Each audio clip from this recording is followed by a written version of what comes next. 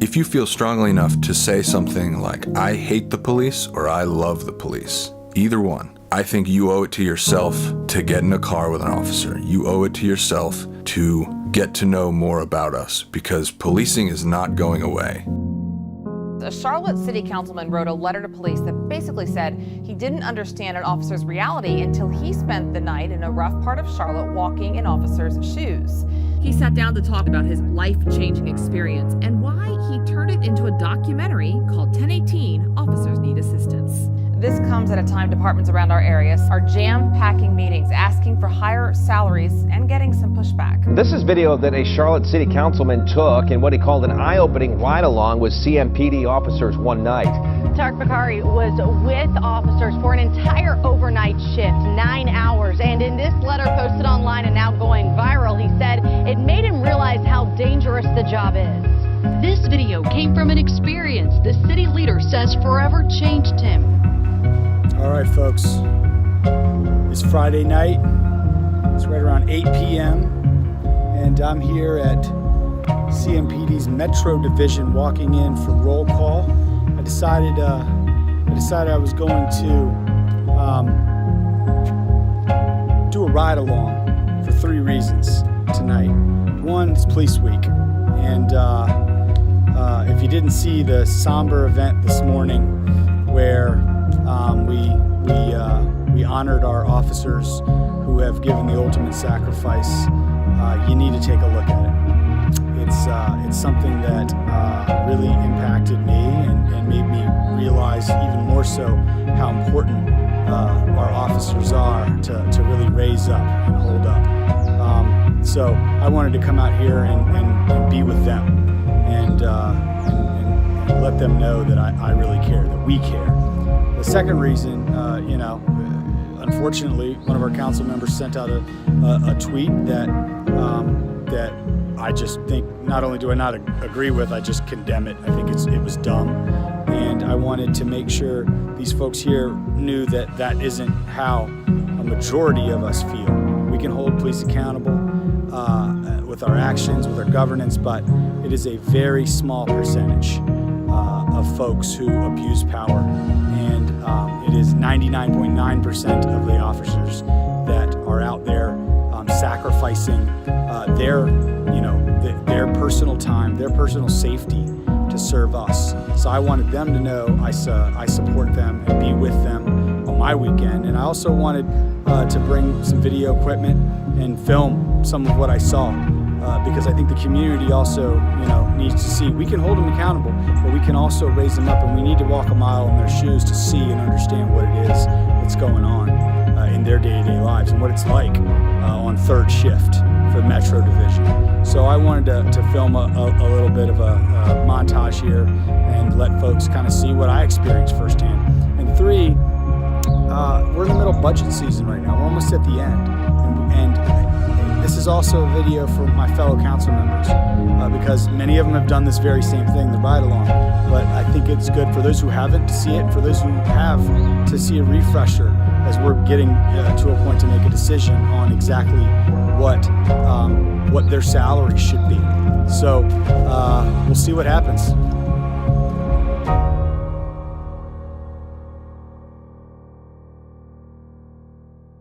Hello, my name is John Koukopoulos. I'm a third shift officer in Metro Division with CMPD.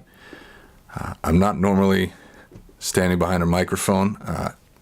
I got lucky or unlucky, depending on who you ask, and had a city councilman, Tariq bokhari, on a ride along with me. And he invited me in to talk with him a little bit about some of the things that we saw. What did you think when you first got told that you had to have a ride-along and they chose you? Ride-alongs happen all the time. City councilmen riding along, that doesn't happen all the time. So I was trying to figure out if it was a punishment or a compliment. Did they tell you anything ahead of time? Did they try to prep you and say, do this, don't do that, anything like that? No, they basically said, he wants to see what Metro's like. I think he's looking for a busy night. They gave me a little permission to go outside of our division to try and find, something a little more interesting in case we were slow, but we really didn't have that problem.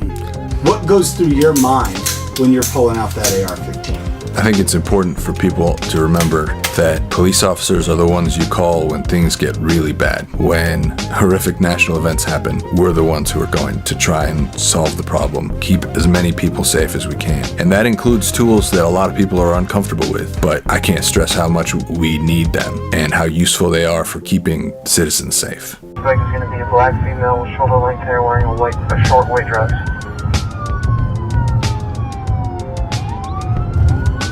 So let's walk through maybe the highlights of the night. What were your thoughts about our first major stop? As soon as we got the call, I thought this is going to be a good one for you because custody issues are never simple. You know, we were there maybe 15 minutes and we've got to sort out something like who's going to take this child. Rarely is everyone happy. Once we got there, you got to see so many different sides of policing, all in that one call. You got to see people very worked up, trying to work with you, but having so much adrenaline through them that they couldn't calmly talk through what information they wanted to give you. The grandmother who was looking for the child, she really wanted us to help her. She wanted our help and she wanted to cooperate with us, but she couldn't always articulate what she wanted. Yeah, that's okay. Now listen, this is why. Now watch this video. This is what I went to court. What we want. Listen. Now this is what goes on in this. I want you to watch this baby eating out the trash can. That's my baby. One of the things that the grandmother showed us was a video. She kept saying, see, he's eating out of the trash can. She was showing abuse that this child had received at the hands of the woman who supposedly had her at the time. She's trying to kind of make her case for why she should have the child when she doesn't realize that we believe her already.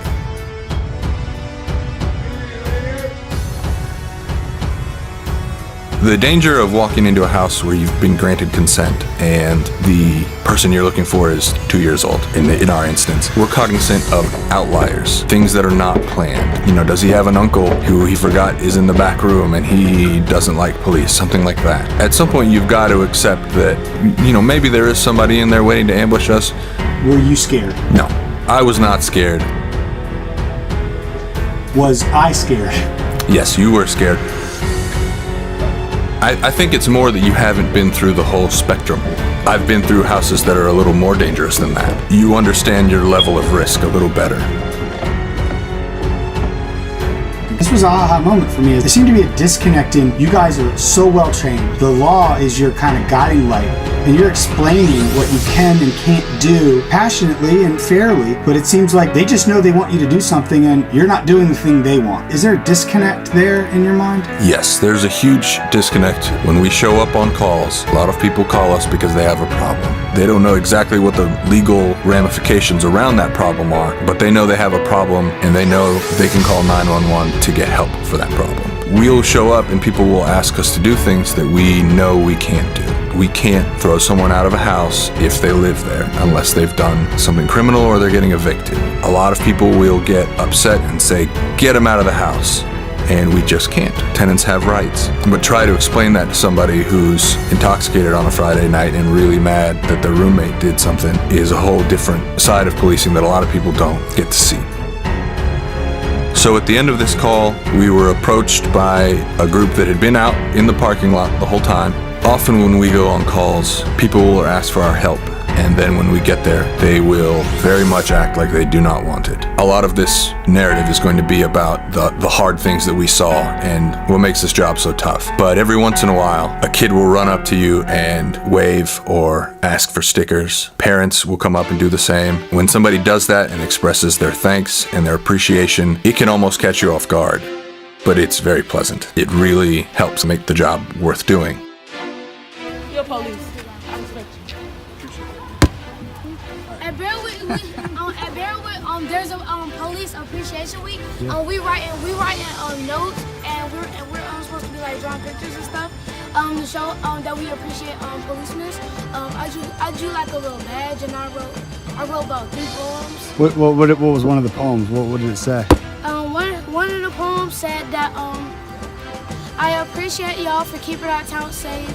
I love that you always stay to keep us. I forgot mine. How did you feel about this situation right here where they had to come up and everything was happening? What were you thinking during that? Nothing. I was kind of calm. You were? I don't really care. Did you feel comfortable that they were here? Were you happy they were trying to help? That's good, man. That's good. Be fine. Those who do not remember the past are condemned to repeat it. This is what makes time travel possible. The flux capacitor. Tonight, no curfew, even after chaos struck the heart of North Carolina's largest city.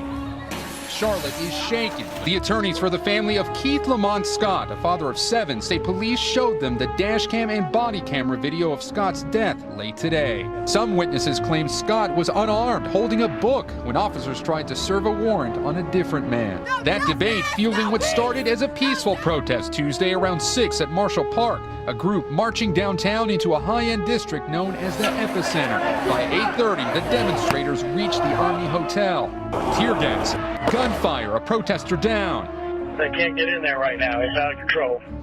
Authorities say one demonstrator shot another. The wounded man rushed to the hospital, the governor declaring a state of emergency, the National Guard streaming in. Did the city wait too long? And why the violence in Charlotte? The city often ranked as one of the best places to live in America. Charlotte is a tale of two cities. I also believe that on that night, CMPD was there to brutalize us.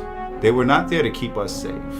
Really? Yeah, they weren't. They were not. This is something I've said from day one. They were there. You believe they were there to brutalize you? That's what they did. That's what they did. That is what they did that first night. I feel like there was two roles for CMPD to play that night. That they could have created a safe space for peaceful protests to occur, or they could have arrested people so they could have their day in court, both tied to constitutional rights. And that's not what happened. They wanted us to leave that night. They wanted us to feel enough pain where we would go home and nothing would be talked about in the morning. And that's not what happened. We inhaled tear gas for hours. I got shot by CMPD. I don't know any other way to put it. There were mistakes made that night. Frustrated. We are angry. You should be angry too. Are you guys angry? Are you guys upset about the way police are dealing with Americans in this country? Are you? Honestly. What's the solution? How you expect us to trust you? Because a lot of people want to know. What are we supposed to do to stop y'all from killing us? How are we supposed to act so that y'all don't kill us? How?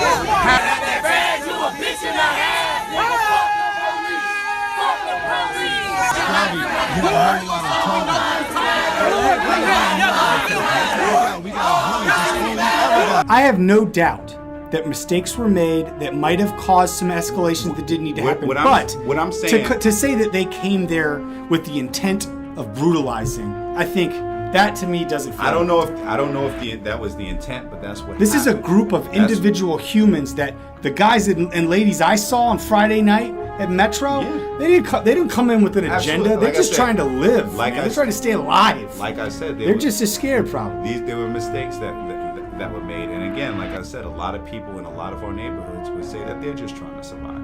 So what I'm saying and is I'm not that saying anything against that. I don't think Lawana's tweet did anything to move the business of our city. I think it hurt us. I think it did. It further divided us. I think it hurt us as a council, and I think it hurt the conversation.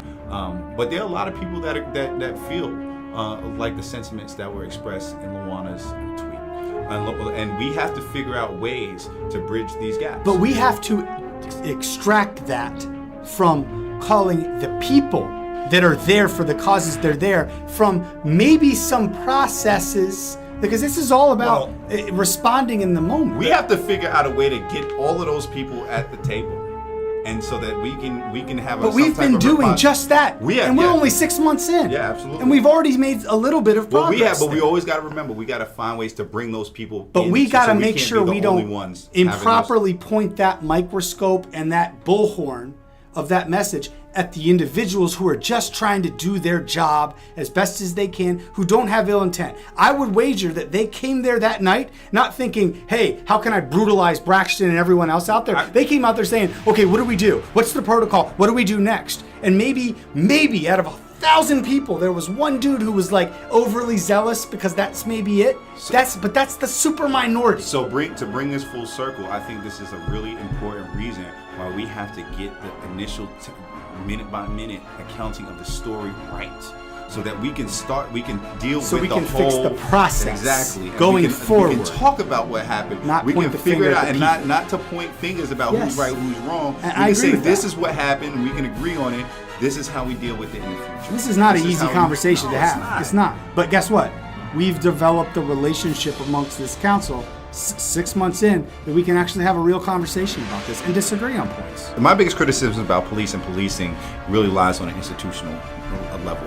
The way we look at how we handle one another and what we want government to be able to do to create a sense of safety and security for certain people. Because while we definitely valorize people that go into these situations, we always have to remember that there are thousands of people that don't get to go home at the end of the day and get out of it, that they live in those situations that the police deal with every minute of their lives. The guy I rode along with found out halfway through the journey, he went to school at the same time as you as an anthropology major, and he had multiple classes and knew exactly who you were. So he gave me some interesting and a super professional feedback that I want to just toss at you to hear your thoughts, which is from September of 16 until now, a huge chunk of the officers, they saw you as famous for that picture. If they don't know anything else, they saw that picture, no shirt on, standing in front of a police line with your fist raised.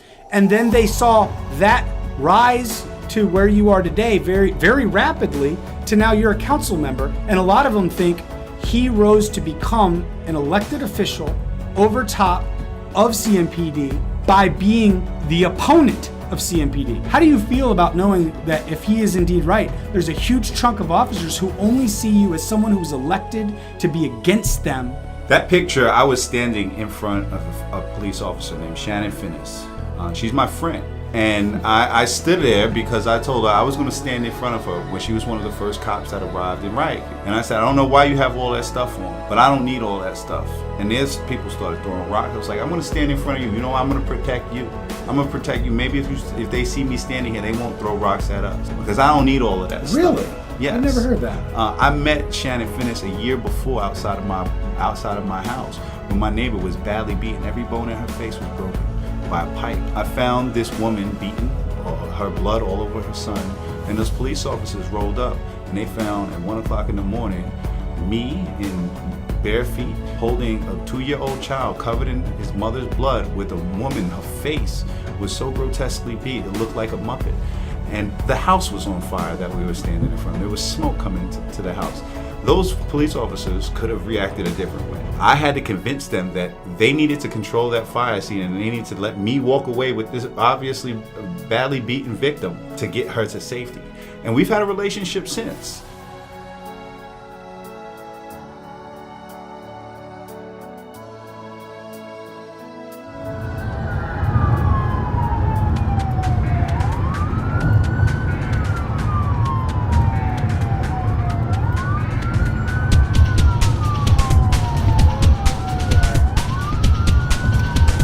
One of our responsibilities is serving involuntary commitment papers.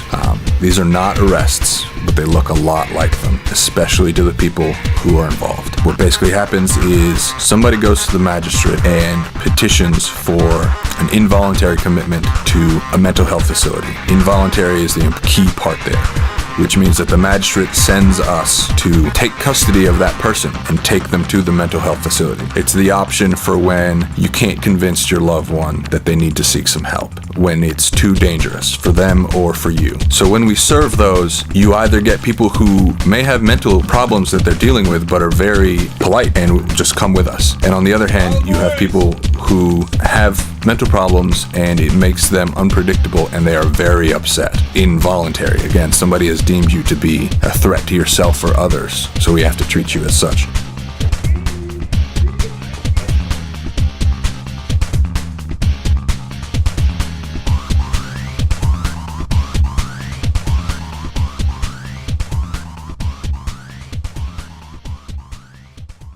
Domestic violence for us on the street on a daily basis is one of the most common, one of the most dangerous, and one of the most frustrating types of calls that we go on. People in domestic violence situations can't always do what external observers wish they would do. You can't always leave. You can't always stop him or her from doing the abusive behavior. But we have to show up and in that 20-minute interaction, try and keep everyone safe. Our approach to domestic violence situations is very much about keeping everyone safe, because those are interactions that escalate, can go all the way to homicides. They are long-term problems, and we're trying to find a short-term solution to them.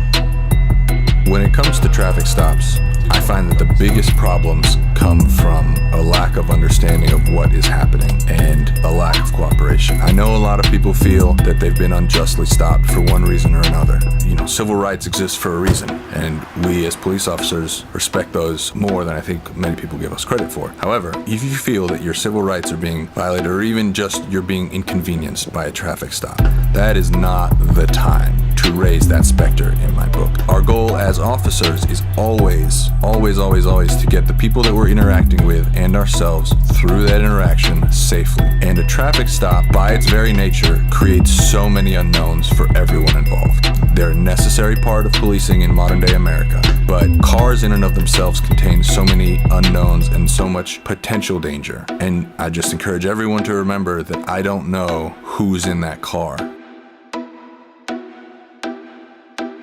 The shooting.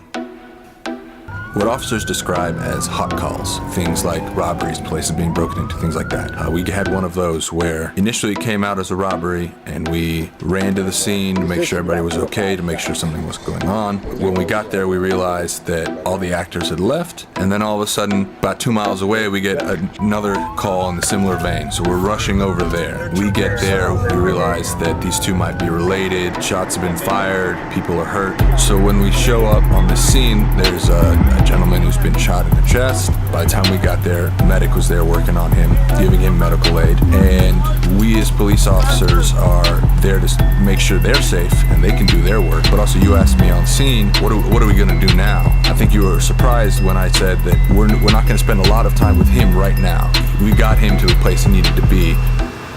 So what's going through your head when you just see a guy shot in the chest? He was talking, so hopefully he's going to be okay. Medics are very good at their job. Yeah. CMC is very good at their job. Yeah. We're more worried about questions he's asking, where he got shot at, where's the guy with the gun, how can we find him so he doesn't shoot anybody else, how can we hurt anybody else. So finding the guy who shot him is what's running through your brain right now. Right. Medic is taking care of this guy. Yeah. We're worried about the guy who's running around with a gun shooting people. Yeah.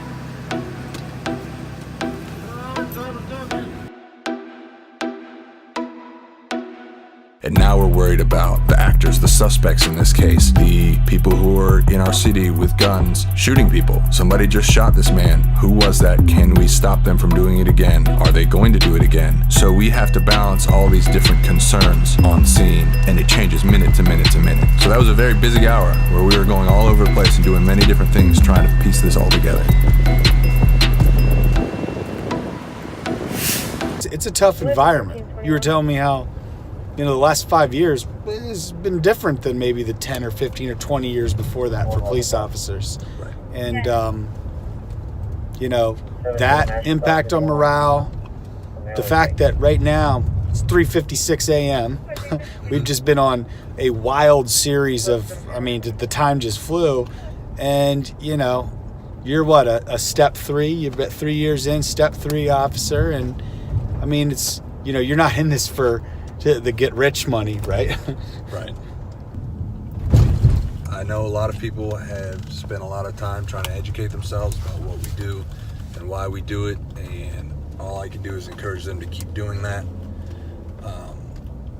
Police officers think and look at the world in a really different way.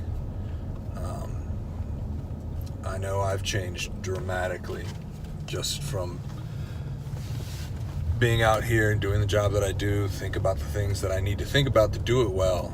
Shit, I think I might have changed to just from this little bit, so I can't imagine doing it day in and day out. And we encourage everybody, if they can, to take the time to do a ride along. Those always help. You're going to see some things that will give you a new perspective. Well, look, man, I appreciate you taking me out. Sure. You guys were incredible. I really enjoyed it, and I'll never forget the experience. And hopefully, aside from you showing me some things that'll make this budget vote even more real, and I can hopefully share that with my colleagues. Hopefully, just being out here and getting to interact with some of the guys and gals was also a show to them that, you know, we do care, and it does mean something to us. Right. And like I told you, people found out you were riding with me today. A lot of people got in contact with me and asked me to tell you how much we appreciate you coming out here. Well, it's my pleasure, buddy. Yeah. And come back anytime. Yeah. We'll always be here. Every Friday night? Every Friday night. Done. Yeah. Done. I'll just pass it by my wife. That's right. Okay. She can come to me. One of the things I don't want lost in this documentary is that it's all just a complete police fluff piece. That it's all, we just love you and all you do is great and you can never do bad.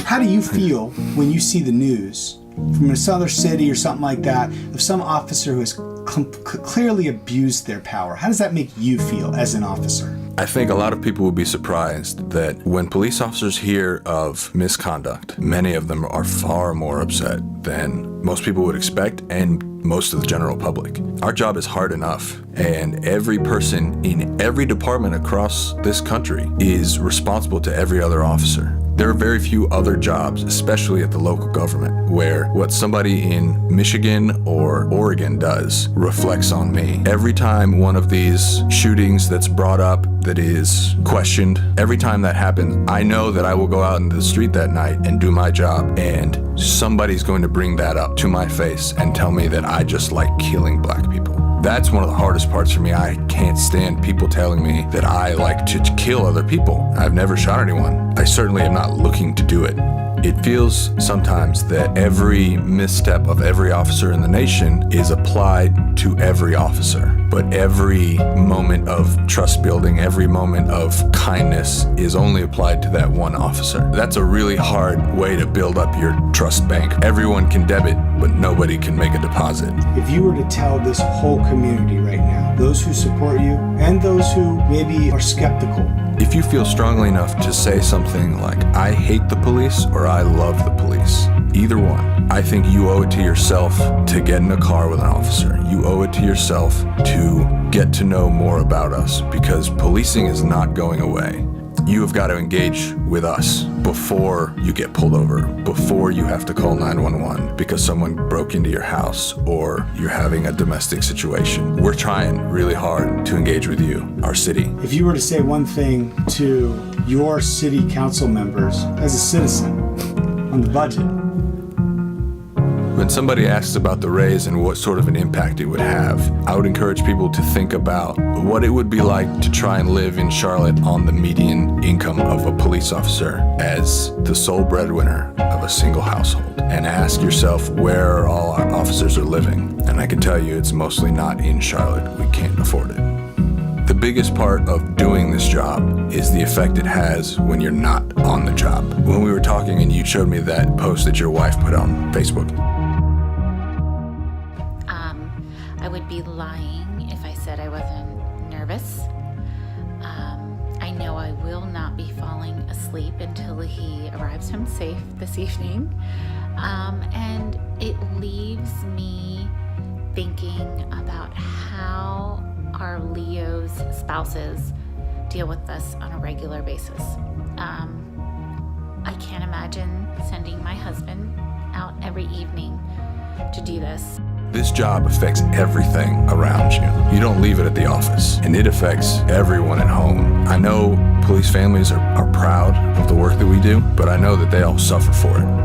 And they suffer quietly and with dignity. But man, it is hard sometimes listening to my colleagues' kids, on the phone saying, "Daddy, why aren't you here to tuck me in?" Saying, "Mommy, I want you to read me the bedtime story." That stuff breaks your heart sometimes.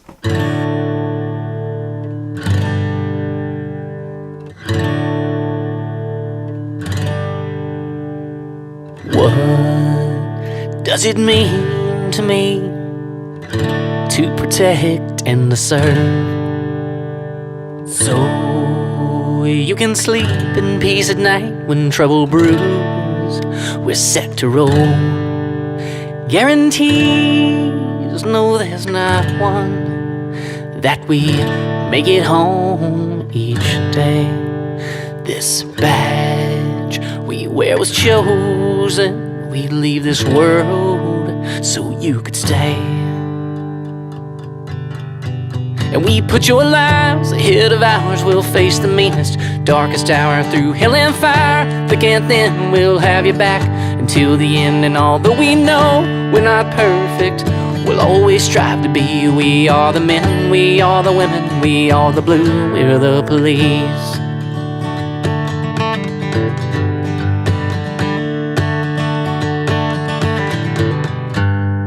We look into our children's eyes and pray that we'll tuck them in at night.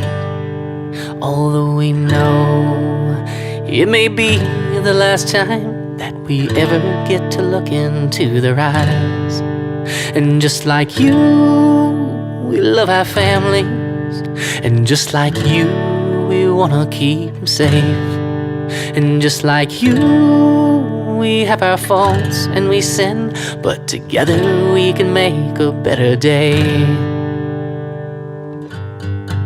'Cause we'll put your lives ahead of ours. We'll face the meanest, darkest hour through hell and fire. Thick and thin, we'll have you back until the end. And although we know we're not perfect, we'll always strive to be. We are the men, we are the women, we are the blue, we're the police.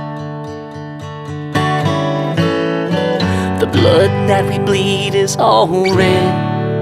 Let's rise above, let's be as one. Let's make a difference and be friends. And we'll put your lives ahead of ours. We'll face the meanest, darkest hour through hell and fire. Thick and thin, we'll have you back until the end. We'll give it all, we'll do our best in the line of fire. We'll fight for peace. We are the men, we are the women, we are the blue, we're the police. We are the men, we are the women, we are the blue. Thank you, police.